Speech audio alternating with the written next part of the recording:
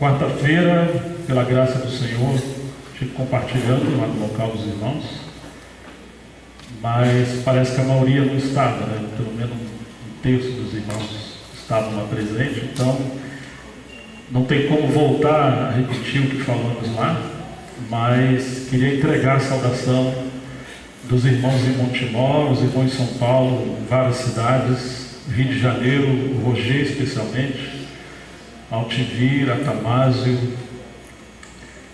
Fabrício e muitos irmãos que estão orando por esse tempo e também abençoar a nossa vinda para cá, através da oração e do envio. Então receba a saudação dos irmãos. Da nossa parte, a minha e da esposa, que alegria, que privilégio imerecido voltarmos a estar com vocês aqui. Eu me lembro das primeiras conferências, do início, uma conferência mais aberta. Já se vão cerca de 25 anos que nos conhecemos e a gente tem visto como que o Senhor tem avançado sua obra, seu trabalho aqui com vocês. Eu me sinto meio baiano, né? Desde que conhecemos os irmãos, houve uma identificação de comunhão, de relacionamento, né? E de complementação. Então é um prazer enorme estar em casa. Miriam também, minha esposa, está bastante contente de estarmos juntos aqui. Vamos abrir no livro de Ezequiel, o capítulo 1, inicialmente.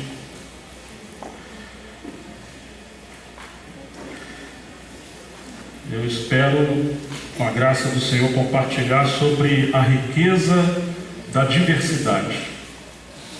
Então nós vamos abrir no livro de Ezequiel.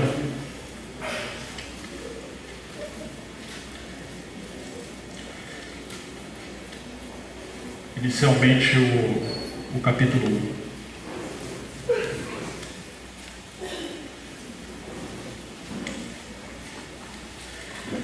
E aconteceu no 30º ano do 4º mês, no 5º dia do mês, que estando eu no meio dos cativos, junto ao rio Quebar, se abriram os céus, e eu tive visões de Deus. No 5º dia do mês, no 5º ano do cativeiro do rei Jeoaquim, veio expressamente a palavra do Senhor a Ezequiel, filho de Buzi, o sacerdote, na terra dos caldeus, junto ao rio Quebar, e ali esteve ele sobre a mão do Senhor. Olhei, e eis que um vento tempestuoso vindo do norte, uma grande nuvem como um fogo revolvendo-se nela, e um resplendor ao redor, e no meio dela havia uma coisa como de cor de âmbar que saía do meio do fogo, e do meio dela saía a semelhança de 4 seres viventes, e esta era a sua aparência, tinha a semelhança de homem, e cada um tinha 4 rostos, como também cada um deles 4 asas. E os seus pés eram pés direitos, e as plantas dos seus pés como a planta do pé de uma bezerra, e luziam como a cor de cobre polido, e tinham mãos de homens debaixo das suas asas, aos 4 lados, e assim todos 4 tinham rostos e suas asas, uniam-se as suas asas uma à outra, não se viravam quando andavam, e cada qual andava continuamente em frente, e a semelhança dos seus rostos era como o rosto de homem, e do lado direito todos os 4 tinham o rosto de leão, e do lado esquerdo todos 4 tinham o rosto de boi, e também tinham o rosto de águia, todos os 4. Assim eram os seus rostos. As suas asas estavam estendidas por cima, cada qual tinha 2 asas, juntas uma à outra, e 2 cobriam os corpos deles, e cada qual andava para diante de si, para onde o Espírito havia de ir, iam, não se viravam quando voavam, e andando a semelhança, e quanto à semelhança dos seres viventes, o seu aspecto era como ardente brasa de fogo, como uma aparência de lâmpadas.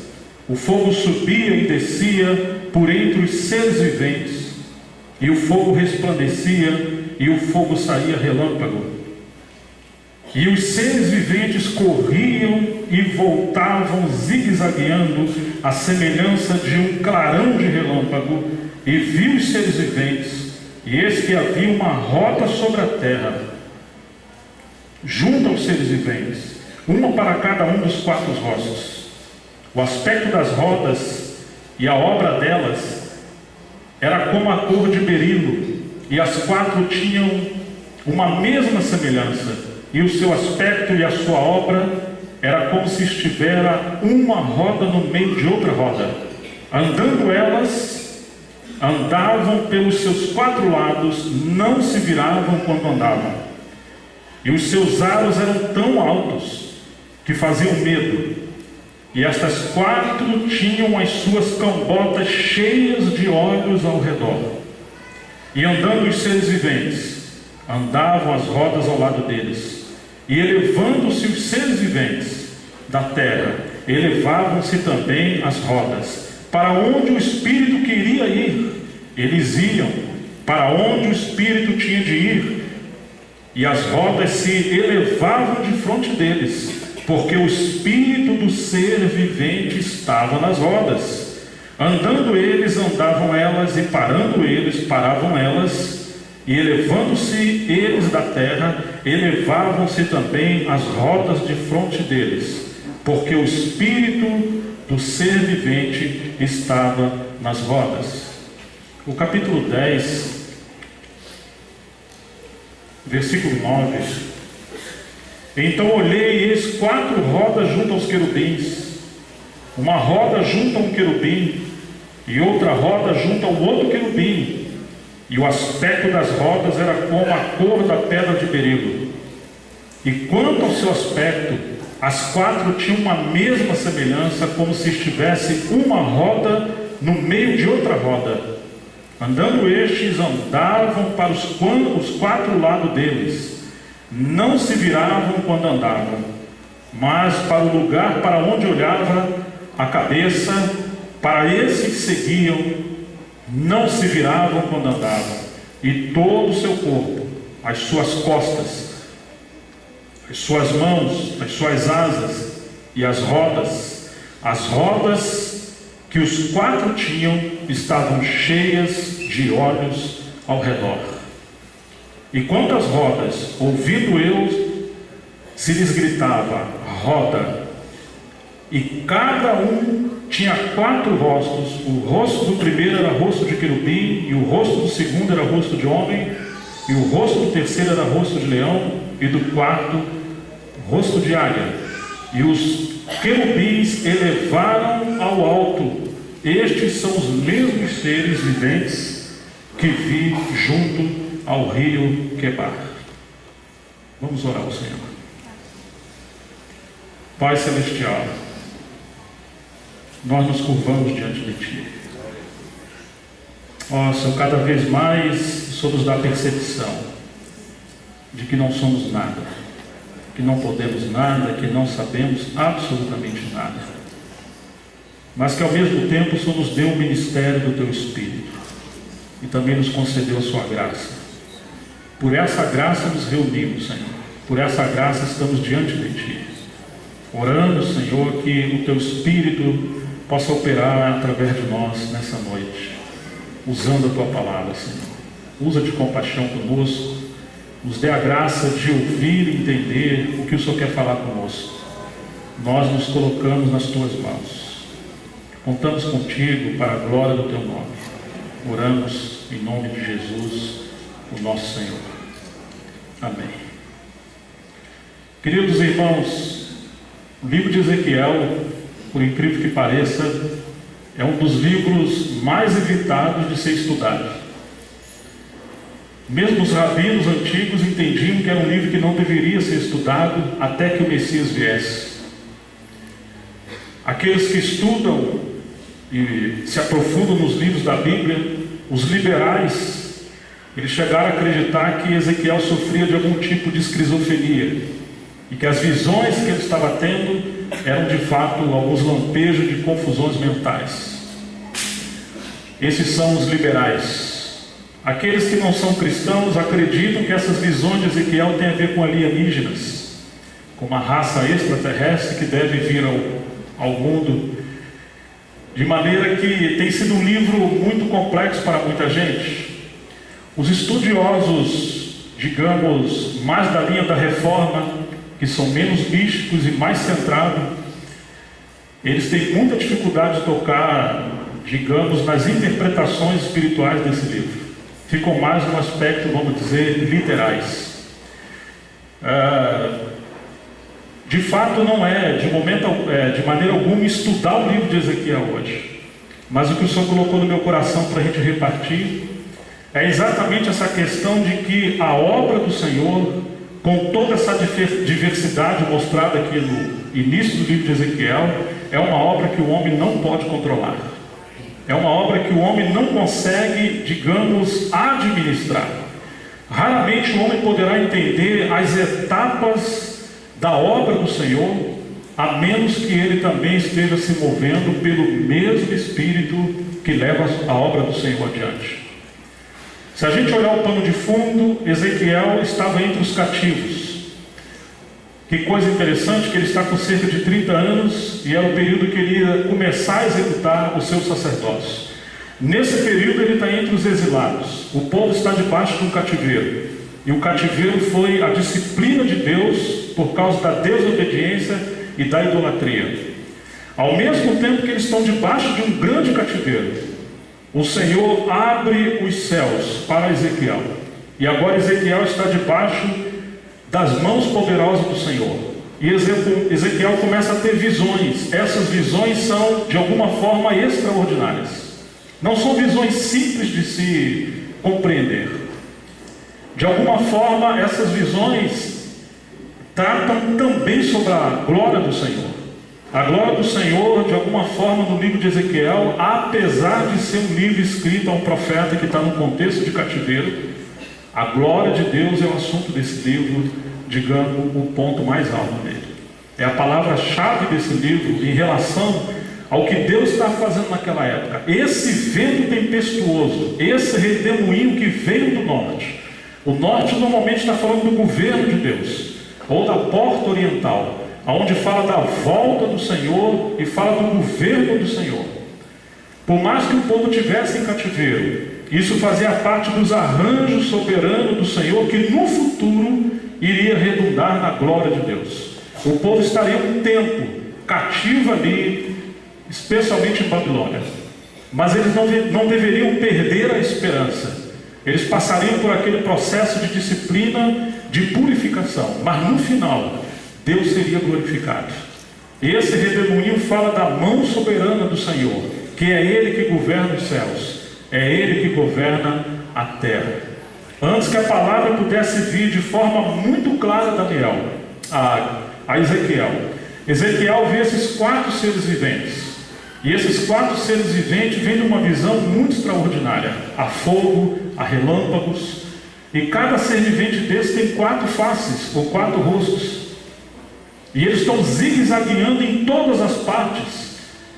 E eles não estão seguindo de forma desarmoniosa. São 4 seres viventes com 4 rostos diferentes. Um tem inicialmente tem rosto de querubim, mas ali está o rosto de gado, de homem e de águia. E eles estão zigue-zagueando por todas as partes dos céus. Imediatamente Ezequiel também vê 4 rodas na terra. Por um lado você tem 4 seres viventes nos céus, e por outro lado você tem 4 rodas na terra. Assim como esses 4 seres viventes estão vinculados e se movendo uns com os outros, e os rostos se movendo de maneira simultânea, você encontra na terra 4 rodas. Essas rodas estão como cambojas, uma dentro das outras. E elas não tinham vida própria. Elas não subsistiam para si mesmas. Segundo o texto que lemos, elas seguiam os 4 seres viventes para onde eles se moviam. Se eles se movessem para um lado, elas seguiam. Se movessem para outro, elas também seguiam. Por onde quer que eles se moviam, essas 4 rodas se moviam juntos. O Espírito do Deus vivente se movia por esses 4 seres viventes. E as rodas também seguiam esse Espírito. até o momento que havia tamanha sintonia entre eles, que os 4 seres viventes se elevaram, e essas rodas se elevaram também. Oh, irmãos, mas esses 4 seres viventes, e essas 4 rodas, estão cheias de olhos por dentro e por fora. Quando nós olhamos do contexto geral, nós vamos ver que essa visão dos 4 seres viventes, ela se repete novamente. Ela está no livro de Apocalipse, para onde nós vamos agora, no capítulo 4 do livro de Apocalipse.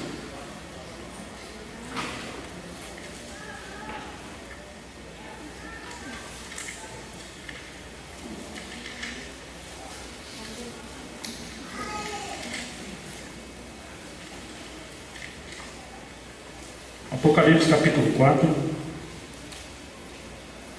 versículo 1 em diante.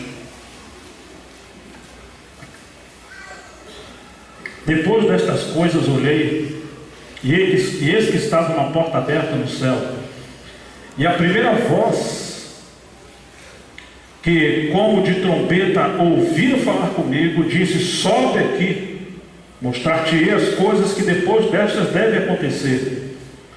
E logo fui arrebatado no Espírito, e eis que um trono estava posto no céu, e um assentado sobre o trono. E o que estava sentado era na aparência semelhante à pedra de jaspe e sardônica. E o arco celeste estava ao redor do trono, e a aparente semelhança era de esmeralda. E ao redor do trono havia 24 tronos, e vi assentados sobre os tronos 24 anciãos, vestidos de vestes brancas, e tinham sobre as suas cabeças coroa de ouro.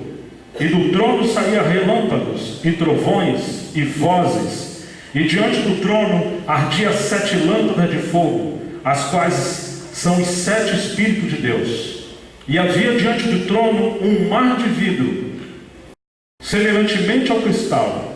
E no meio do trono, e ao redor do trono, 4 animais cheios de olhos, por diante e por detrás.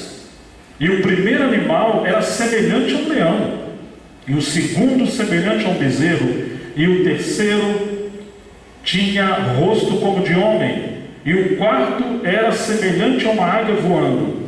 E os 4 seres viventes tinham cada um de si 6 asas, e ao redor e por dentro estavam cheios de olhos, e não descansavam nem de dia, nem de noite, dizendo: Santo, Santo, Santo, é o Senhor Deus, o Senhor Todo-Poderoso, que era, que é e que há de vir. E os 4 seres viventes davam glória e honra e ações de graças ao que estava sentado sobre o trono, ao que vive para todo sempre.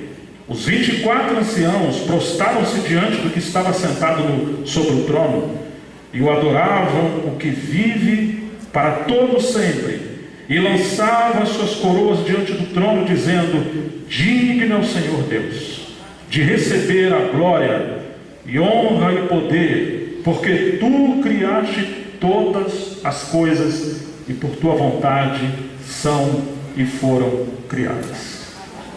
Aqueles 4 seres viventes aparecem agora no livro de Apocalipse, justamente quando os céus se abrem para João, e o João vê um trono armado no céu, e aqui estão esses 4 seres viventes.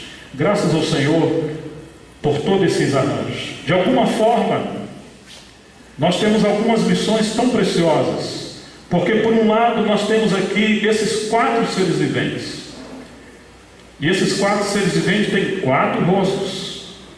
Por outro lado, quando nós olhamos ao redor de toda a Bíblia, nós vamos ver a ênfase do Senhor em que sua obra quase sempre está fluindo em 4 aspectos. E esses 4 aspectos, ou até mesmo o número 4, está falando de ordem, está falando de equilíbrio, está falando de proteção, de complementação.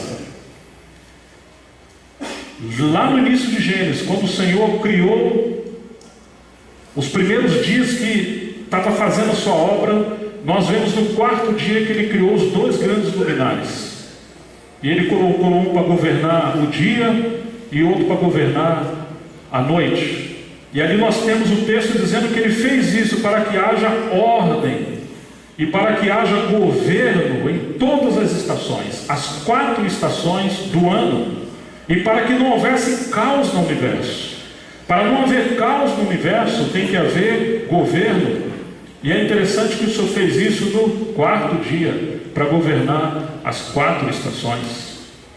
Eu me lembro que uma vez recebi alguns irmãos em casa, isso deve ter por volta de uns 15 anos por aí, ou quase 20 anos. E na hora que o irmão estava falando comigo de um mover que estava acontecendo na região dele, ele olhou e estava de relógio. E parece que havia relógio também na parede da minha casa. Ele falou: irmão, você ainda usa relógio?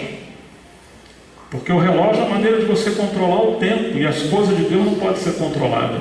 Deus é um Deus que não quer controle. Você não tem que ter dia de reunir, não tem que ter hora, não tem que ter liderança, você não tem que ter nada. É tudo extraordinário. Puxa vida. E eles estavam dizendo que estavam num mover assim, selvagem, né? E eu me lembrei que, apesar de Deus ter alguns momentos extraordinários, como furacões, eclipses, maremotos, terremotos, que acontecem ao longo da história na natureza, se nós vivêssemos só de coisas extraordinárias, nós já estaríamos destruídos, e o universo também. Bastaria 1 milímetrozinho do Sol se mover do seu eixo, ou a Terra, ou as estrelas, nós já estaríamos destruídos. E aí tive que lembrar o meu irmão desse 4º dia que Deus criou esses grandes astros, o Sol e a Lua, para que pudesse governar. Deus é um Deus de ordem, e Deus gosta das coisas ordenadas. E também foi por isso que o Espírito Santo usou Paulo, dizendo sobre a obra do Senhor, ou o caminhar da igreja, tudo seja feito com ordem e decência. Algumas vezes nós temos um vento impetuoso, como aconteceu no livro de Atos capítulo 2. Mas nem sempre é assim. Muitas das vezes as coisas do Senhor são feitas em calmaria. Nós gostamos das coisas extraordinárias. Graças a Deus que lá no início do livro de Gênesis, nós vemos o Senhor colocando ordem, e o número 4, ou essas 4 ênfases, aparecem várias vezes. Nós lembramos, por exemplo, que temos os 5 livros de Moisés. Do primeiro você tem a criação, talvez a palavra-chave seja princípio. Em Êxodo você tem a redenção, em Levítico purificação, mas depois você tem Números, que é o 4º livro. Qual é o assunto do livro de Números? Ordem. Deus está colocando aquele povo que Ele criou, que Ele redimiu, que Ele purifica. Ele quer agora colocar eles em ordem como um exército, para eles poderem entrar em Canaã. Se não tem ordem, apesar de ter um povo no Novo Testamento, apesar de ter nascido de novo, apesar de termos a redenção, apesar do Espírito Santo estar nos santificando, se não tivermos ordem, como vamos atingir como povo do Senhor o nível de maturidade? E é interessante que, porque o livro de Números, o Senhor está enfatizando ordem, também é o mesmo livro, o 4º livro do Velho Testamento, onde mais nós encontramos a disciplina do Senhor. É lá que a terra abre e engole tantas famílias e pessoas porque se rebelaram contra o governo do Senhor. Quantos aspectos da disciplina do Senhor você tem ali? Que talvez você não tenha nos outros livros, mas quando você chega no 4º livro do Velho Testamento, nesse período de ordem na casa do Senhor, como um só exército, Deus então está estabelecendo o seu governo. E ali Ele está tratando com ordem, e na ordem nós temos disciplina.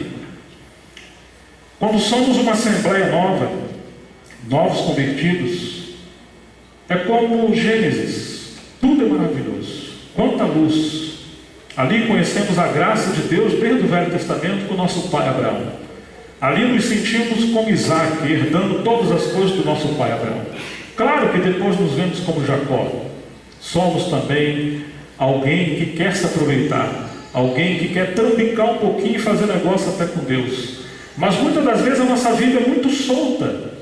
E mesmo como povo de Deus, nós andamos de alguma forma livres de disciplina. Nós não gostamos de disciplina. Nós não gostamos de ordem. Mas o Senhor vai conduzindo o seu povo. E ele se move assim também nas localidades. Parece que chega um momento que o Senhor vai mudando as estações da nossa vida, individual e corporativa. Irmãos, e quando uma assembleia entra num período como de números que Deus quer colocar ordem na sua casa, então nós temos a questão da disciplina do Senhor. Miriam, ela foi disciplinada e ficou leprosa. Moisés, que feriu a rocha como não devia, também foi disciplinado. Arão foi disciplinado. Coré, Datã, Abiú foram disciplinados. Irmãos, os filhos dos sacerdotes foram disciplinados. Foi lá que aqueles 10 espias, quando viram a terra, e eles voltaram e infamaram o povo com incredulidade, foi lá que eles também foram disciplinados. E o Senhor falou: vocês não vão herdar a terra de Canaã. Toda essa geração vai morrer, vai ficar viva apenas até os 20 anos para baixo. Os filhos que eles tinham medo de entrar em Canaã e ser devorado pelos gigantes, foi: essa geração vai viver dos seus filhos, e eles vão entrar em Canaã. Mas aqueles que se rebelaram contra Moisés e contra as promessas do Senhor, toda aquela geração morreu no deserto. Irmãos, muitas vezes achamos que o Senhor não trata conosco, mas Deus é um Deus de ordem. Ainda que conhecemos o aspecto da graça de Deus, mas a graça de Deus é para nos levar de volta ao governo de Deus. Se não tivermos governo com a graça, nós teremos libertinagem. E isso é uma questão muito séria, muito importante. Às vezes conhecemos um aspecto da obra do Senhor, mas o Senhor vai mudando as coisas. Se lembram do tabernáculo?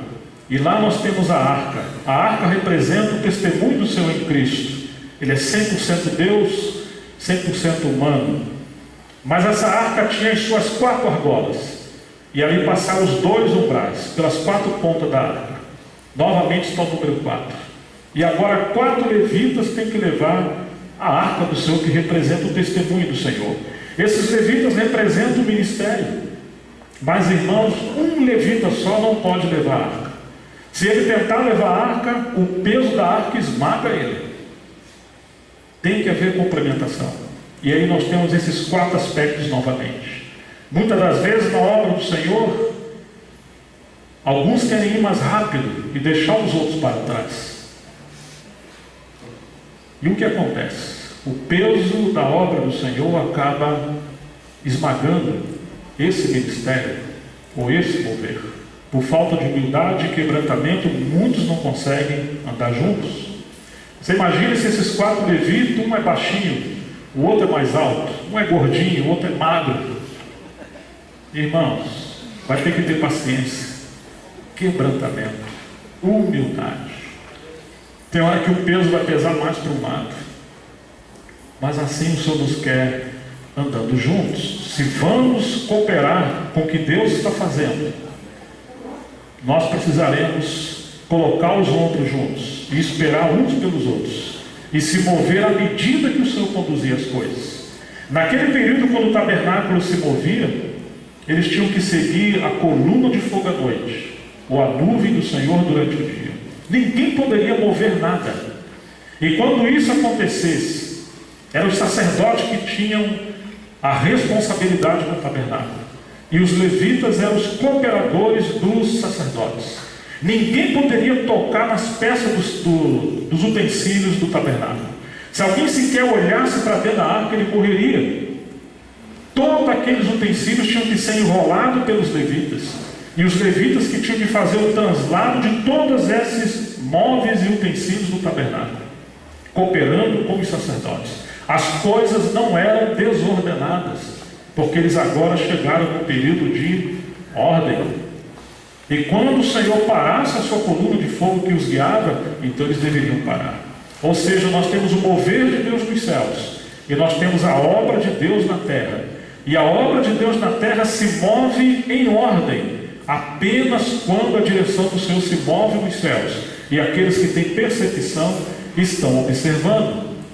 Irmãos, no período de Josué, quando eles vão entrar na terra prometida, Josué falou para eles: o povo não deveria, seguindo a orientação do Senhor, passar adiante da arca, para eles não morrerem. Os levitas, sacerdotes levitas deveriam vir na frente, colocar a arca sobre os seus ombros. Eles pisariam no Jordão. O povo tinha que estar a cerca de 2.000 côvados de distância. Isso significa ordem, senão eles morreriam. Se vai haver um avanço na casa do Senhor, temos que conhecer o mover do governo de Deus. Estamos na graça de Deus, mas é uma graça não para gerar desordem. Não é uma graça que nos libera da responsabilidade humana. Não é uma graça que apregoa desenfreamento. É uma graça que capacita o homem a obedecer a Deus. É uma graça que nos coloca sob a disciplina do Espírito Santo. E agora precisamos aprender o nosso lugar na casa do Senhor, aonde cada membro deve funcionar, na graça do Senhor, mas em comunhão, em ajuste no serviço com os outros irmãos, para que haja um testemunho do corpo de Cristo. Então Josué pôde partir, e eles entraram ali. Irmãos, mas mesmo estando ali, nós vemos que sempre Josué, assim como Moisés, teve que depender da mão do Senhor agindo nos céus, para que Josué também pudesse se mover na terra com aqueles que cooperariam com ele. Mais adiante a obra do Senhor vai seguindo, e todas as vezes nós vamos perceber que o povo de Deus deixa de se mover na terra. Quando Deus se move, digamos, por esses 4 seres viventes, pelo seu agir soberano, o povo perde a proteção do Senhor. E agora, no lugar de proteção, nós temos a disciplina do Senhor. Vocês se lembram daquela geração depois de Josué? Josué partiu. E depois de Josué, toda aquela geração que seguia com ele. E se levantou uma nova geração. E essa geração não conhecia ao Senhor. E o que aconteceu? Cada um procurava fazer aquilo que bem lhe parecia. Foi um período de escuridão, de céus fechados, de degradação. Por que, irmãos? De alguma forma, esses 4 seres viventes falam do mover espiritual de Deus. E as 4 rodas, aplicando eu com a liberdade do Senhor, representa a obra do Senhor em todos os seus aspectos. A casa do Senhor, a obra do Senhor, o ministério na casa do Senhor, não pode ter vida própria. Eles não podem se mover por si mesmos. No livro de Ezequiel, essas rodas seguiam os 4 seres viventes. E esses 4 seres viventes tinha hora que mudava de face. Uma hora era cara de leão, outra hora é cara de homem, cara de boi, cara de águia. Mas à medida que se move, à medida que muda a face, essas rodas têm que seguir.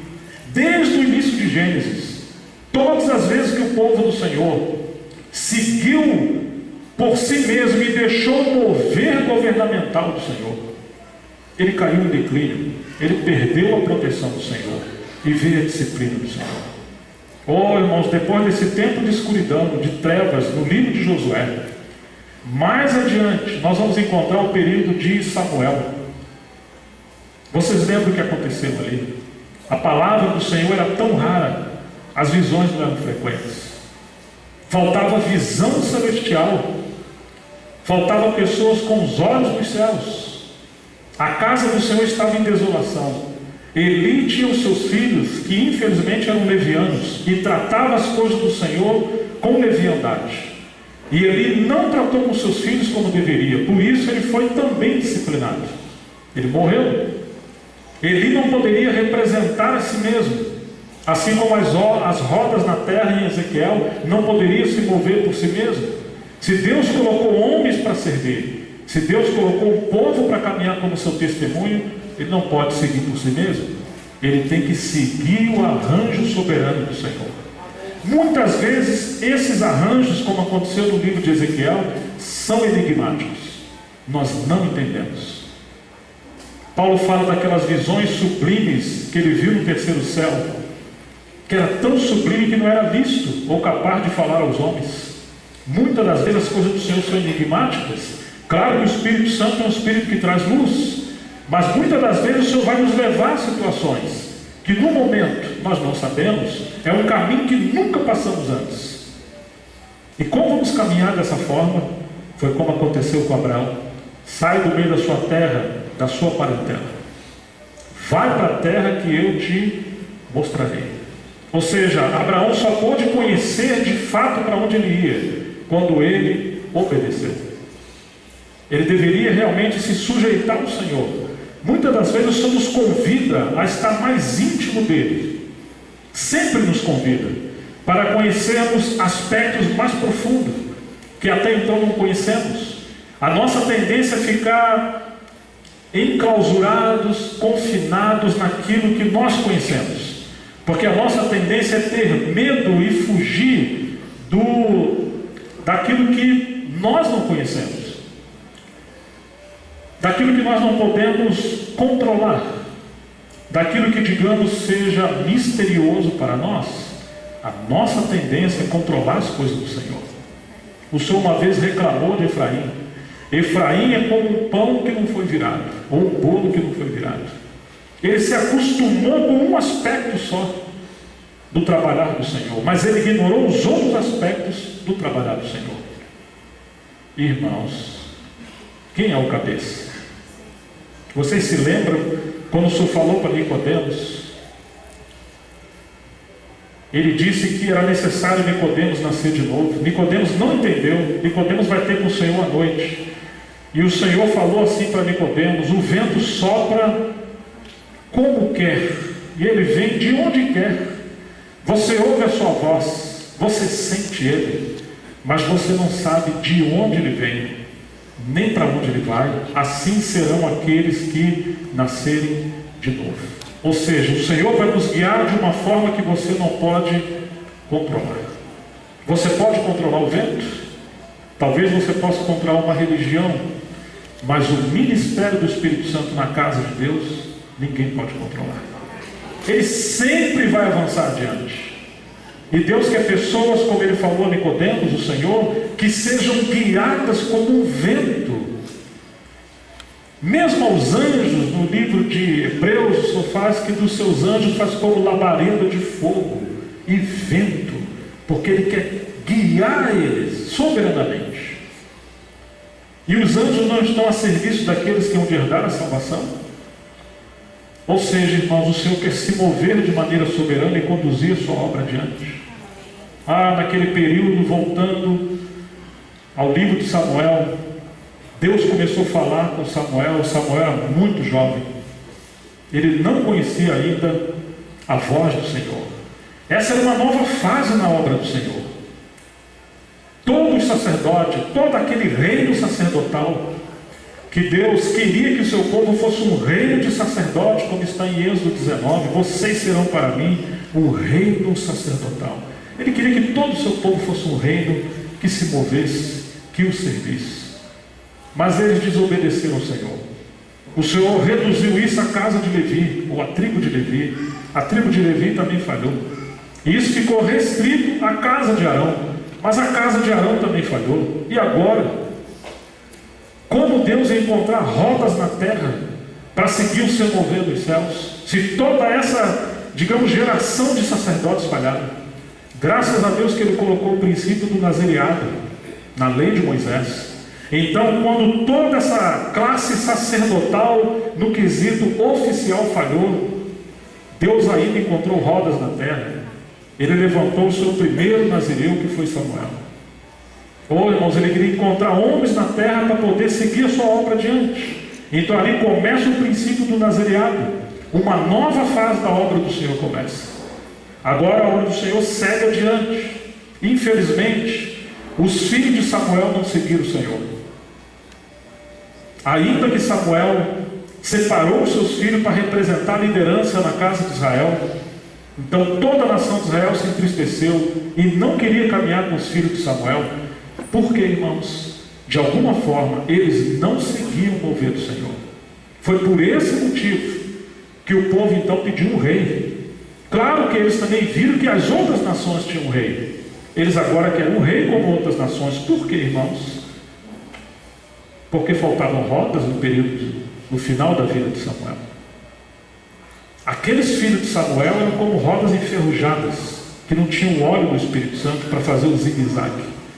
E a nação de Israel não aceitou eles porque eles não representavam o Senhor. Então Saul foi levantado.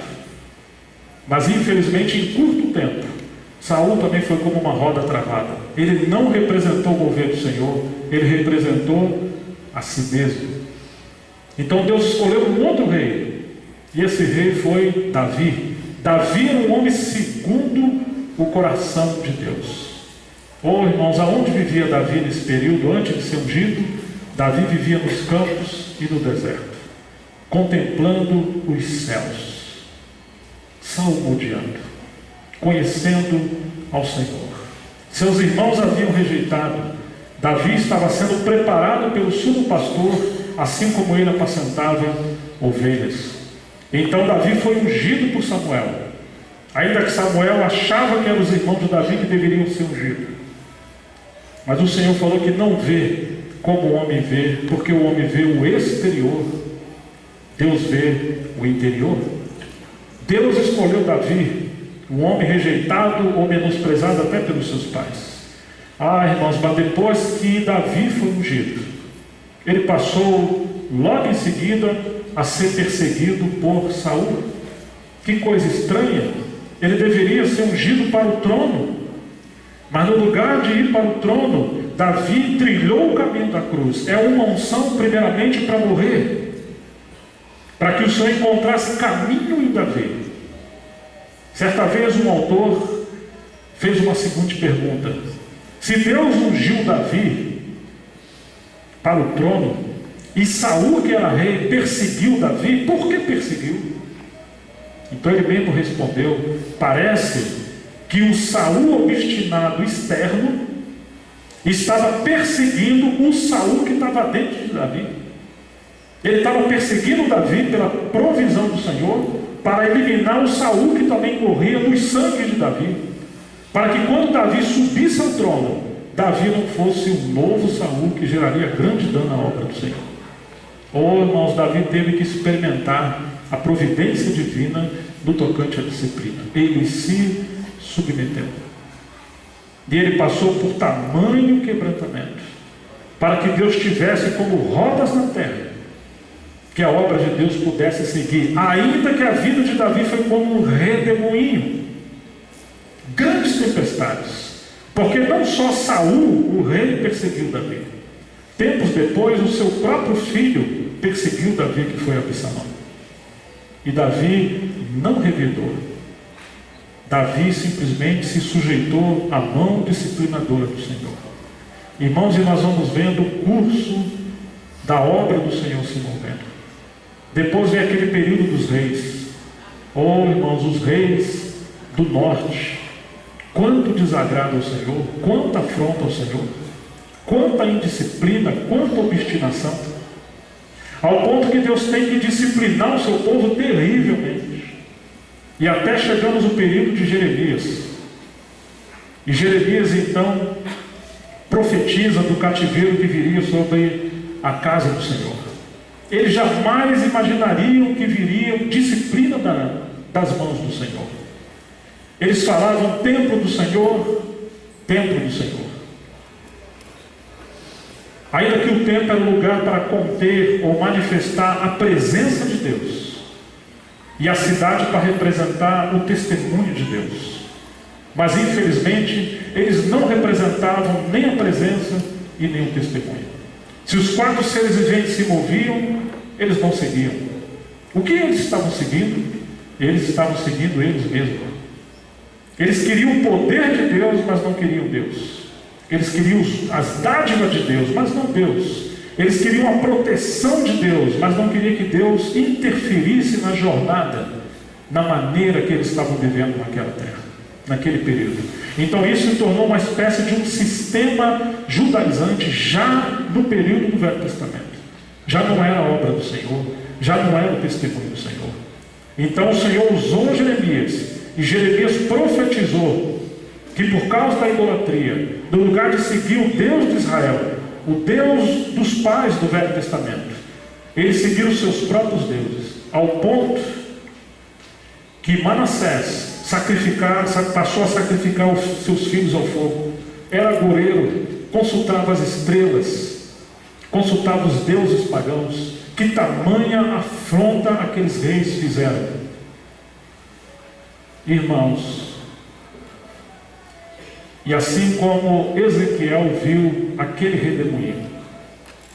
Mas ele viu que acima do redemoinho, ali estava a aparência da glória de Deus. Aquilo representa o governo soberano do Senhor sobre as nações. E o governo do Senhor não apenas traz graça, o governo do Senhor também traz disciplina. Houve um redemoinho, houve separação entre as tribos, e nós temos as 10 tribos do norte e as 2 tribos do sul. Aquelas tribos se perderam do norte, e depois nós temos um período de cativeiro por mão de Nabucodonosor.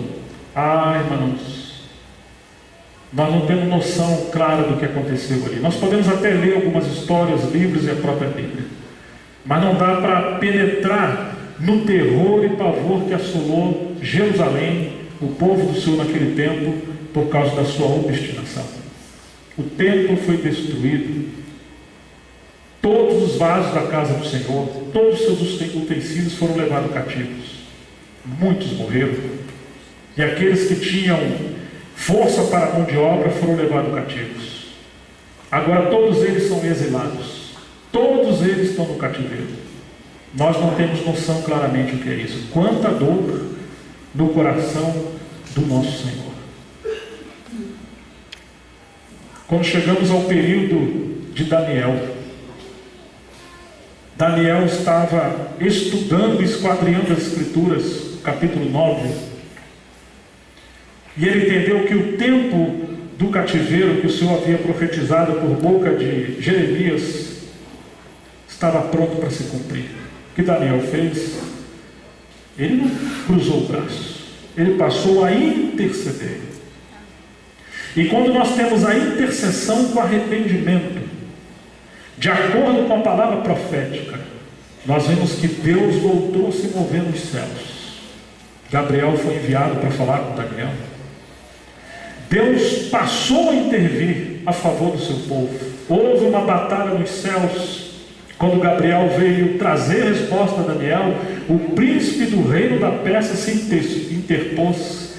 Você vê aquela potestade maligna que representa a obra maligna sobre a cultura, sobre Ciro, o rei da Pérsia. Ainda que Ciro não era tão, digamos, duro e obstinado como Nabucodonosor, pelo contrário, ele passou a temer o Senhor.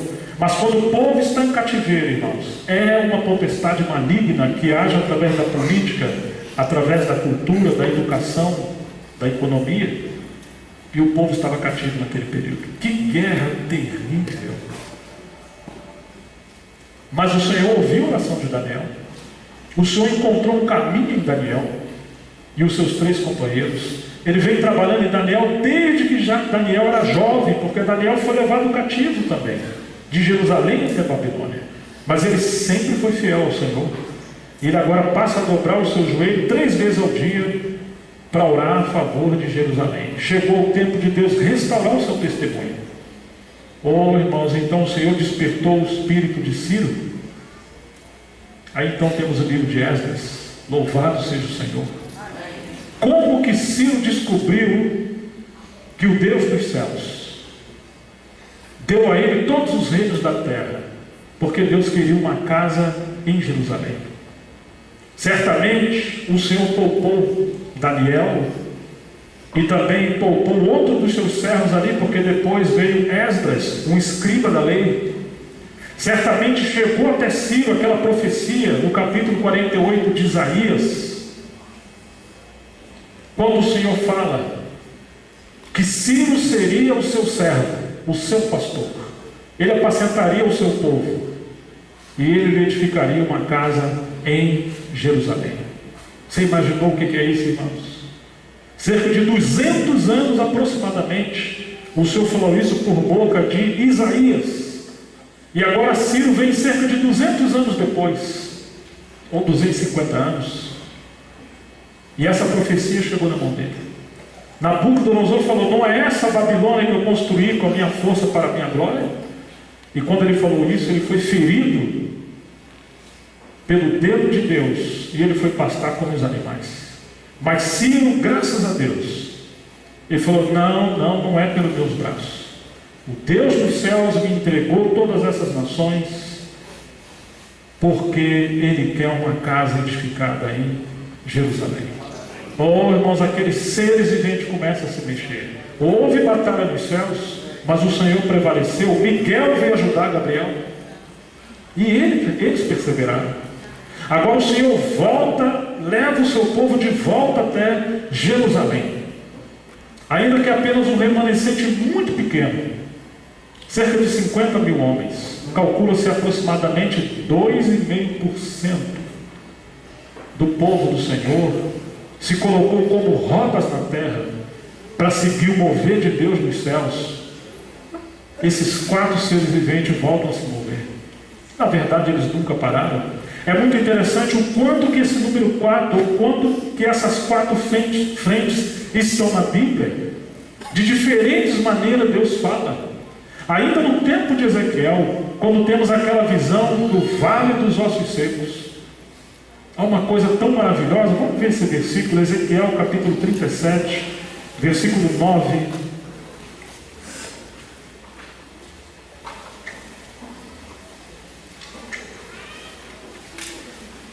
O Senhor está falando naquele período sobre a restauração de Israel, do seu povo que estava como um vale de ossos secos.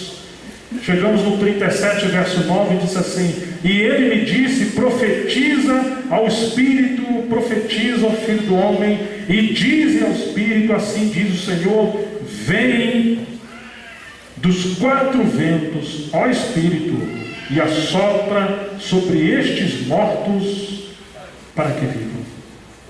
Vem dos 4 ventos da terra. Glórias ao Senhor. Mesmo quando ele faz a sua promessa a Abraão, ele diz que daria descendência a Abraão e dominaria ou encheria os 4 cantos da terra. Irmãos, e não somente os 4 seres viventes e os 4 ventos desses 4 cantos da terra representam o mover soberano do Senhor em ordem. Deus também, quando quer enviar disciplina, Ele também fala dos seus 4 anjos disciplinadores ou de ventos. No livro de Apocalipse, capítulo 7, nós temos uma frase um pouco assustadora, mas graças a Deus que todas as coisas estão debaixo do governo soberano do Senhor, nada está absolutamente fora do seu controle.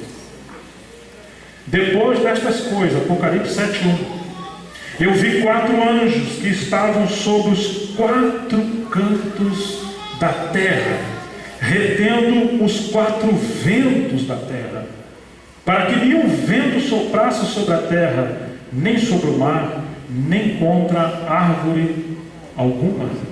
Deus está retendo o juízo que viria naquele período. Mas agora já não são anjos ou ventos que trariam a restauração do Senhor. Assim como Ele tem esses 4 seres viventes e os ventos do 4 cantos da terra que representam o sopro do seu Espírito, também existe um vento e anjos que representa a frente maligna para trazer dano sobre toda a terra. De todas as formas, tudo que acontece na terra, irmãos, são ecos daquilo que está acontecendo nos céus. Se o Senhor tem seus 4 seres viventes e as 4 rodas na terra, o maligno também tem os seus viventes, os seus anjos, como disse Paulo em Efésios 6:10, principados, potestades, dominadores. E assim como Deus tem os seus servos, o seu povo, que segue a direção do seu Espírito como Ele quer guiar, Satanás também tem preparado os seus, que representam o seu reino, e eles estão se movendo velozmente, como disse Jesus, que os filhos das trevas são mais prudentes que os filhos da luz. Certa vez viajou um grande servo de Deus, talvez a palavra grande não é tão apropriada, mas um irmão de muito peso, e ele estava indo para um encontro de obreiros num outro país, e de repente veio a aeromoça servindo um lanche. Ele aceitou o lanche e ofereceu para o Senhor do lado dele, falou: não, eu não quero. E ele viu que o Senhor estava como que orando. Falou: você está orando? Ele falou: estou. Percebeu como estava jejuando. Você é um cristão que está indo também para o encontro em tal lugar, e falou: eu também estou indo para o encontro, mas não sou um cristão. Eu sou um satanista e eu estou jejuando e orando para o Senhor, o meu Senhor, destruir essa obra que vocês estão fazendo lá. Meu Deus do céu. Paulo diz que Satanás tem também os seus falsos apóstolos, e eles se movem como anjos de luz. Você se lembra disso? Oh, irmãos, então nós temos assim a obra do Senhor avançando e sempre querendo encontrar na terra, mesmo que um remanescente que siga o mover do Senhor. Voltando a Esdras, eles chegaram em Jerusalém. A primeira coisa que eles restauram em Jerusalém, eu sei que meus irmãos, eles saíram pelas mãos de Zorobabel e Josué, um remanescente. A primeira coisa que eles restauraram, o que foram? Foi o altar. O que o altar representa, irmãos? Deus está sempre 100% certo. Nós estamos 100% errados. Deus tem todo o governo. Nós vamos nos submeter ao governo do Senhor. O altar representa a cruz, a morte para si, para que o Senhor encontre um meio na terra de encontrar essas rodas que possam seguir o mover do Senhor agora na sua restauração. Não pode começar sem o altar, porque o altar é o fim do homem, do orgulho, do controle, das tendências exclusivistas, das preferências, de querer uma roda, mas não querer a outra. E lembre-se, esses 4 seres viventes no livro de Ezequiel e no Apocalipse, e essas 4 rodas estão andando harmoniosamente juntas e juntos, e eles estão cheios de olhos por dentro e por fora. Você tem uma riqueza de diversidade. Paulo fala da multiforme sabedoria de Deus. Pedro fala da multiforme graça de Deus, que nós devemos ser administradores pelos dons e ministérios da multiforme graça de Deus, dos talentos de Deus. Um só Espírito, muitos dons, variedade de dons. Um só Senhor, vários ministérios. Um só Deus e Pai, várias operações. Deus é um Deus de diversidade, Ele quer unidade com diversidade. Nós às vezes queremos ter uma roda só, ou um rosto só, e não queremos receber a plenitude dos dons e ministérios representados por esses olhos, e são olhos por dentro e olhos por fora. Quando nós não temos essa diversidade na obra do Senhor, com todos os dons e ministérios, no lugar de riqueza na diversidade, nós temos pobreza pelos extremos. Nós temos exclusivismo, quedas, heresias, tropeços, deficiências, até aprendermos a ser complementados uns pelos outros. Oh, irmãos, eles começaram pelo altar. Depois do altar nós temos os alicerces. Depois dos alicerces nós temos a casa do Senhor. Mas num determinado momento a casa do Senhor para de ser edificada. E o que o Senhor fez no capítulo 5 de Esdras? Ele enviou 2 profetas, não foi? Final do capítulo 4, a obra para cerca de 16 a 20 anos, no livro de Esdras. Deus enviou ali olhos que vissem por dentro e por fora. Eles eram profetas. Quase sempre, quando o povo de Deus se desvia, é hora de Deus levantar os seus profetas para divertir o seu povo a voltar para o caminho do Senhor. E aí nós temos o ministério de Ageu e Zacarias. Que coisa maravilhosa, irmãos. Nós temos um profeta jovem e nós temos um profeta mais velho. Ageu era o mais velho, por isso que sua carta, o seu livro, tem apenas 2 capítulos. Zacarias era o mais novo. Quantos capítulos temos no livro de Zacarias? 14. Vocês estão vendo, irmãos? Um está a força, Zacarias, com o outro está a sabedoria. Um conheceu provavelmente a casa do Senhor antes de ser destruída. O outro nasceu em Babilônia, e o Senhor une 2 gerações. E essas duas gerações têm que trazer complementação, para que assim como uma corrida de bastão, o mais velho passe o bastão para o mais novo. Às vezes os mais velhos querem correr sozinhos, ou às vezes os mais novos querem desprezar os mais velhos. Mas nós precisamos de quebrantamento para aprender com a sabedoria e com a voz da experiência dos mais velhos. E assim haja equilíbrio na casa do Senhor. Mas quando você vê Ageu profetizando, você lembra o que Ageu começa a falar? Esse povo diz: não veio ainda o tempo de edificar a casa do Senhor. Por acaso é tempo da vossa casa estar sendo edificada e acabado, apainelada, enquanto essa minha casa vai ficar deserta? O que o Senhor falou que ia fazer? Ele ia ferir os céus e a terra. Ele ia mudar os tempos. Ele ia mudar a colheita. Ele ia, enfim, trazer um redemoinho, para que eles entendessem que assim como as rodas não podem se mover porque não devem ter vida própria, elas devem seguir os 4 seres viventes. Como é que tem um povo na terra que diz: não vê o tempo de edificar a casa do Senhor? Então Deus feriu o bolso deles, Deus feriu a casa deles, Deus feriu inclusive a saúde deles. Como assim, irmãos?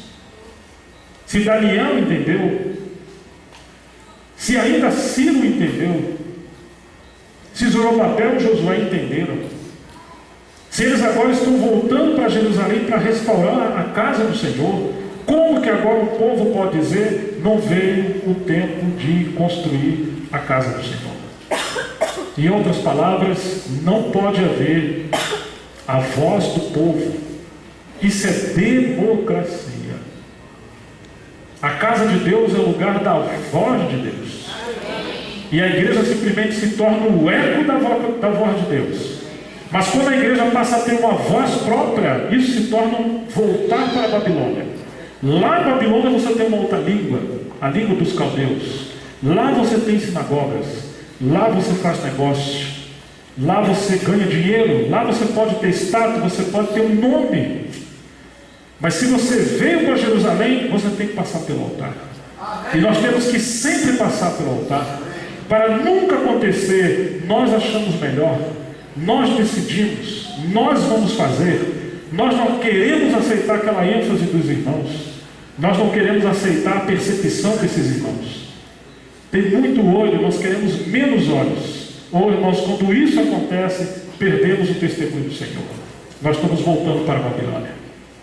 E Ageu trouxe uma profecia de juízo para o povo do Senhor. Eles se arrependeram. Graças a Deus que Ageu e Zacarias ficaram ali para ajudar a restaurar o testemunho do Senhor. Agora a obra do Senhor segue adiante. Quando chegamos no capítulo 7, mais um aspecto do mover desses 4 seres viventes e desses olhos aparece na restauração do Senhor. Temos o ministério de Esdras, um homem da palavra, um escriba que também era sacerdote. Ele era um homem tão capaz na palavra que ele começou a reunir os livros do Velho Testamento para formar o cânon do Velho Testamento. Ele veio embelezar a casa do Senhor. E agora você vê a casa do Senhor sendo adornada. Esdras humilhou o seu coração para entender a lei do Senhor, mas também para obedecer. E também para ensinar os seus irmãos. Mas primeiro para obedecer. Que Deus nos guarde de querer entender alguma coisa para poder ensinar, sem antes primeiramente nos submeter e obedecer a palavra do Senhor. Irmãos, mas depois de Esdras, quem que vem? Neemias. E aí você pode perceber que como que mudou de face. Como um querubim com uma nova face. Porque Neemias ele chega no final desse processo. Esse tempo, vamos dizer, da restauração durou aproximadamente 100 anos. Neemias vem lá pelo final e depois vem Malaquias. Irmãos, quando Neemias vem para trabalhar, assim como Zorobabel e Josué trabalharam na questão dos fundamentos da casa, e Esdras na sua edificação, embelezando a casa. Agora vem Neemias E não quer dizer que Neemias ignorou o trabalho de Esdras, Ageu, Zacarias, Zorobabel, Josué e os outros que trabalharam. Não. Mas significa que quando que mudou a face na obra do Senhor, mudou a fase, avançou. Neemias está voltando, está preocupado com os muros da cidade de Jerusalém. Você pode ver, por mais que a casa está ali, mas ele vê que nós estamos em opróbrio, é assim que disse Neemias. Como vamos prosseguir assim? E ele ficou profundamente triste, mesmo diante da presença do rei, do qual ele servia como copeiro. O Senhor enviou, e quando ele chega lá, meus irmãos, ele não vai ver a casa. Seu coração, a sua direção, o aspecto do ministério de Neemias, os olhos de Neemias, por dentro e por fora, está voltado com os muros do testemunho do Senhor. Deus quer uma casa, mas Ele quer essa casa com muros para fazer separação entre aquilo que é santo e o que é profano, entre o que é de Deus e o que não é de Deus.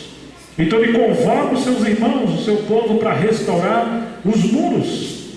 Se não tiver percepção, dá a entender que ele desprezou a obra dos que vieram antes. Diz que está em opróbrio. Como assim opróbrio? Nós estamos trabalhando aqui há muitos anos. Mas é complementação ministerial. Unidade com diversidade. Irmãos, e ele começa a trabalhar.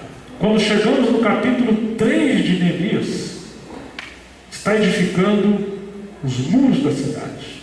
Que coisa maravilhosa, porque Neemias levanta as muralhas junto com seus irmãos, mas ele ordena deixar 10 portas. E aquelas 10 portas falam da, vamos dizer, complementação, a totalidade do testemunho do Senhor. Não pode ter 9, nem 3, são 10, número das nações. Número que representa o homem em plenitude. Não se pode desprezar nada do que Deus deu, senão não será um testemunho. Me lembro que eu conheci uma assembleia de irmãos, deve ter uns 30 anos ou próximo disso. Havia um mestre muito eficiente entre eles, e eles reuniam num lugar fechado, mas com as portas sempre abertas para receber pessoas. Esse servo do Senhor morreu. O que eles fizeram? Fecharam as portas. E eles ficaram estudando tudo que esse servo do Senhor ensinou para eles. Eles não queriam que se convertesse mais ninguém.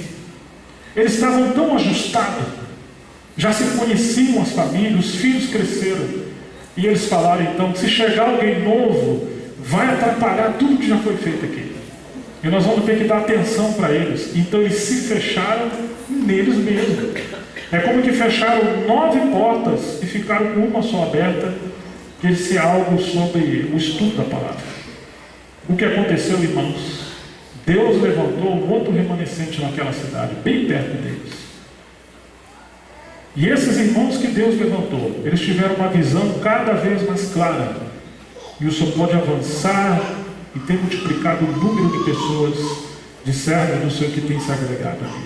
Quando se tenta controlar a obra do Senhor, querer um aspecto só da obra do Senhor, deixa de ser a obra de Deus, passa a ser a obra dos homens. Assim foi com Neemias. Neemias foi tão nobre que depois que ele restaura os muros, ele chama Esdras junto com ele. E agora você vê Esdras no púlpito, e ele está exercitando o seu ministério da palavra com vários cooperadores à direita e à esquerda. Houve complementação ministerial. E aí você tem os profetas trabalhando com esses irmãos. Lá no final você tem então o livro de Malaquias. Mas você vê a obra do Senhor se movendo simultaneamente, zigue-zagueando, mudando de face, mudando de rosto, mudando de cara, e trazendo percepções. Irmãos, quando o povo se torna obstinado, quando o orgulho e a cegueira espiritual entra, o que eles fazem? Eles querem fechar os olhos dos profetas. Quem falou assim? Jerusalém, Jerusalém, que matais os profetas e apedrejai os que te são enviados. Quem falou isso? Foi o Senhor Jesus. O que isso significa, irmãos? Que Jerusalém se tornou como aquelas rodas, não zigue-zagueando, mas se tornou um fim em si mesmo e já não representa a obra de Deus dos céus na terra. Como Jesus nos ensinou a orar: venha o teu reino, seja feita a sua vontade, assim na terra como nos céus.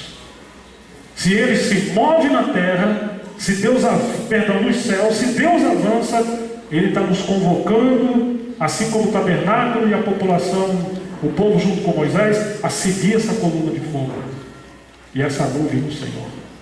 Temos que estar muito atentos, temos que orar e desejar sermos cheios do Espírito Santo. Irmãos e irmãs perceptivos, para perceber a direção do Senhor na palavra, é claro, do Espírito da verdade, mas também na diversidade de dons e ministérios. Irmãos, depois de Malaquias passam-se então cerca de 400 anos de silêncio. Ali houve como céu de bronze. Temos o tempo das guerras de Macabeus. Foi ali que se levanta o Alexandre Grande. Lembra daquela visão dos quatro animais na época de Daniel? Novamente o número 4, dos 4 impérios ou reinos, que representa a história das civilizações ao longo do tempo. Mas quando cessou a voz profética, nós vamos encontrar que se levantaram falsos profetas e pensadores que influenciaram a humanidade e influenciam até hoje. Porque faltou falar de Deus naquele período. Os céus se fecharam. Senhor, graças a Deus que chegou o tempo do Novo Testamento 400 anos depois. Até que um dia, o nosso Senhor Jesus Cristo, ele veio às águas do Jordão para ser batizado. Lucas diz que enquanto ele estava sendo batizado, ele estava orando. E enquanto ele está orando e sendo batizado, tomou o nosso lugar, porque ele não era pecador e foi ser batizado no batismo de arrependimento de João. Mas ele veio como homem representando todos nós. Os céus se abriram. O Espírito de Deus em forma de pomba veio sobre ele. E uma voz veio do céu: este é o meu filho amado em quem eu me comprazo. Deus volta a falar como homem na terra. Deus volta a se mover a favor da terra. Irmãos, nós vamos perceber então que aqueles 4 seres viventes também representam os 4 aspectos do ministério do nosso Senhor, da pessoa do Senhor, da obra do Senhor. Talvez alguém goste mais do livro de Mateus, outro de João, outro de Marcos, de Lucas. Para que 4? Porque o 4 representa a ordem, complementação, equilíbrio, Deus se movendo em 4 aspectos. E ali nós temos o Senhor sendo revelado como Rei no livro de Mateus. É um livro que está sendo escrito para os judeus. E assim como tinha um querubim com cara de leão, Jesus se revela com rosto ou face de rei. E assim como tinha um outro querubim com cara de boi, ele veio como aquele boi obediente, aquele servo obediente sem genealogia no livro de Marcos. O Filho do Homem não veio para ser servido, mas veio para servir e dar sua vida em resgate de muitos. Essa é a essência do livro de Marcos. Ele foi escrito para os romanos sem genealogia, porque ele é um escravo. Ele é como um boi obediente ao seu pai, o possuidor. E aí nós temos o outro aspecto do querubim com cara de homem. E nós temos o livro de Lucas. Lucas tinha sua profissão. Qual era a profissão de Lucas? Lucas era médico, então ele descreve a humanidade do nosso Senhor. Ele mostra o Senhor que, embora 100% Deus, ele é 100% homem. E ele está escrevendo especialmente para os gregos que gostavam de filosofia. E Jesus é a palavra e a sabedoria de Deus, o verbo que se fez carne. Mas você tem esse aspecto do nosso Senhor no livro de Lucas. E por fim temos João, aquele que reclinava ao peito do Senhor. Como ele descreve o nosso Senhor? Nós lembramos daquele outro aspecto do ser vivente no livro de Ezequiel e no Apocalipse 4, cara de águia. A águia vem do céu, e João vem mostrando o verbo que se fez carne, aquele que veio dos céus, aquele que habitava com Deus e era Deus. Ele está falando aos filhos de Deus no final do primeiro século, mostrando a divindade do nosso Senhor, a pessoa do nosso Senhor como divina e humana. Então nós temos agora os 4 aspectos do nosso Senhor. Irmãos, que riqueza que é isso! Como o Senhor se moveu! Quando nós olhamos o livro de Marcos, parece que o Senhor está lá no ato exterior, pregando o Evangelho, expulsando o demônio, curando pessoas. Ele está lidando com o povo comum. Mas quando você vê o livro de João, você percebe como no tabernáculo, João está no Santo dos Santos, no meio da Shekinah, entre os querubins, da arca de Deus. Você não vai ver João se ocupando com a multidão, tratando de muitos caos que teve em Jerusalém com escribas e fariseus, confrontando o nosso Senhor. Você não vai ver ele lidando com tantos aspectos da obra como um evangelista que o Senhor era, mas você vai ver ele como um bom pastor. Esse é o caminho do coração de João, e o Senhor está nos chamando para o santo dos santos através de João. Claro que quando olhamos o Senhor, por exemplo, em Mateus 17, ele se transfigurou diante dos seus discípulos. Seus discípulos como contemplaram ele como ele seria no Apocalipse.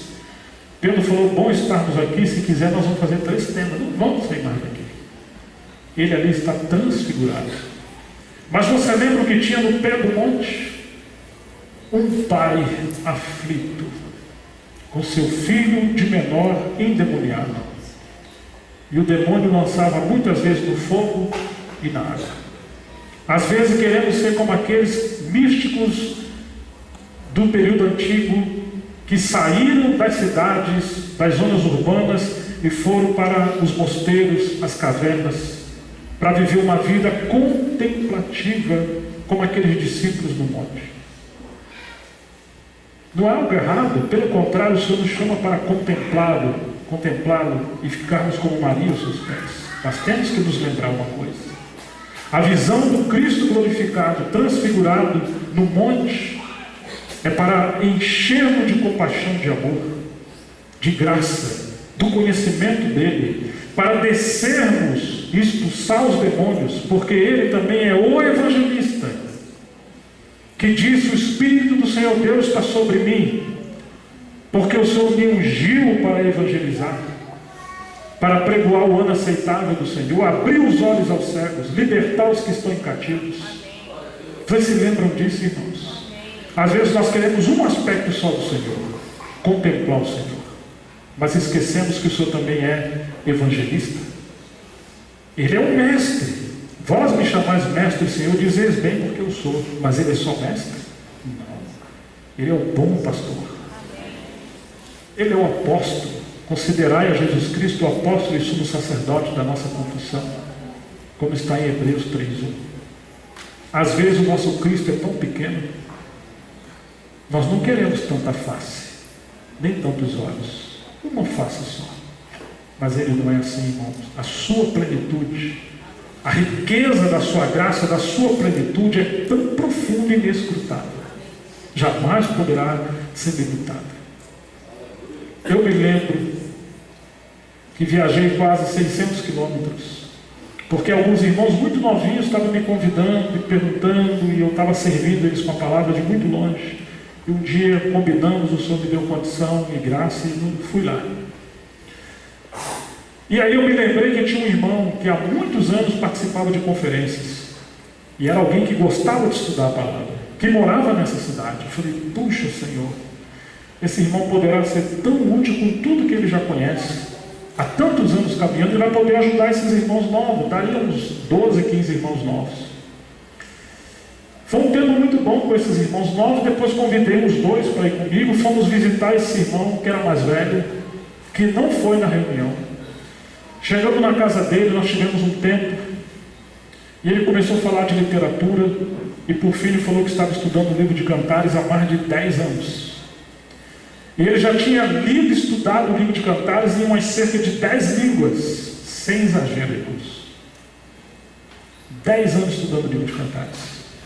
Latim, grego, inglês, alemão, francês, espanhol, português, com vários livros de teologia, de tipologia, de tudo que vocês imaginarem. Ele se ocupou bastante do nosso tempo falando sobre isso e de alguma forma se gabando da sua biblioteca. E no final, então, eu falei para ele que desejaria muito que os irmãos estivessem juntos e que ele pudesse compartilhar tempo com esses irmãos. Ele realmente falou para mim que não sentia liberdade de Deus de reunir com os irmãos. Que há muitos anos o Senhor chamou ele só para estudar a palavra. Isso já vai mais de 30 anos, havia cerca de 30 anos que ele estava estudando a palavra. Oh, irmãos, e você tinha aquelas ovelhinhas, aqueles recém-nascidos, como disse Paulo, Pedro, digo, querendo leite racional, com fome. E esse irmão mais velho, 30 anos estudando, talvez quase todos os livros que você mencionar ele deva ter, é uma pessoa que tem recursos, mas ele entendeu que ele deveria ficar em casa e ele partiu o pão de casa. A sensação que eu tive é que ele tinha cheiro de livro velho, mas não tinha cheiro de ovelha. Irmãos, quantas vezes nós somos assim? O conhecimento incha, o amor edifica.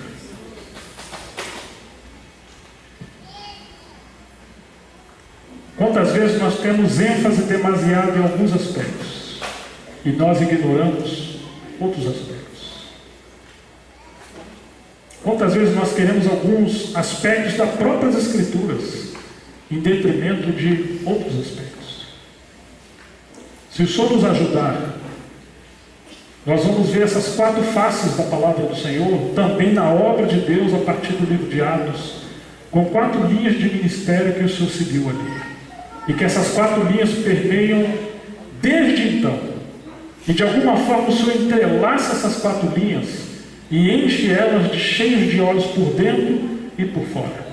E essas 4 linhas ocorreram não só no primeiro século, mas elas foram avançando em 2000 anos de história da igreja. Cada vez o Senhor vai mudando de face e voltando. E é revelação pós-revelação cumulativa, para ter plenitude de riqueza na casa do Senhor. Como aquele candelabro no Velho Testamento com 7 braços, 7 lâmpadas, para não haver desequilíbrio, mas haver plenitude na casa do Senhor. Claro que nós não temos tempo de falar da história da igreja, e nem é o nosso desejo falar isso. Mas o encargo que o Senhor tem nos colocado é esse encorajamento de que nesse tempo do fim nós possamos ser como aquelas rodas na terra, a obra do Senhor na terra, aqui em Salvador e na região, que possamos ouvir o que o Senhor está falando no final dos tempos, nessa geração que antecede a vinda do Senhor, para não sermos desequilibrados, mas complementados pela riqueza de dons e ministérios, multiforme graça que há na casa do Senhor. Vamos orar e ter um intervalo. Amém, queridos? Vamos pôr de pé e vamos orar.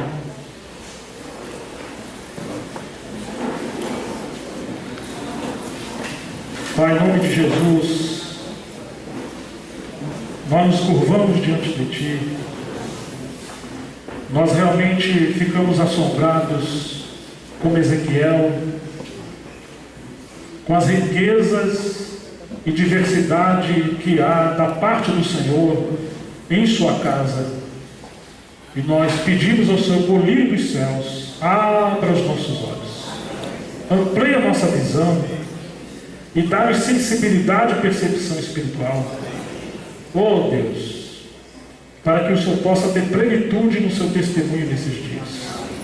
É a nossa oração, Senhor, que Tu possa avançar e nos guardar. Em nome de Jesus Cristo, para a Tua glória. Irmãos, nós vamos voltar 9h35.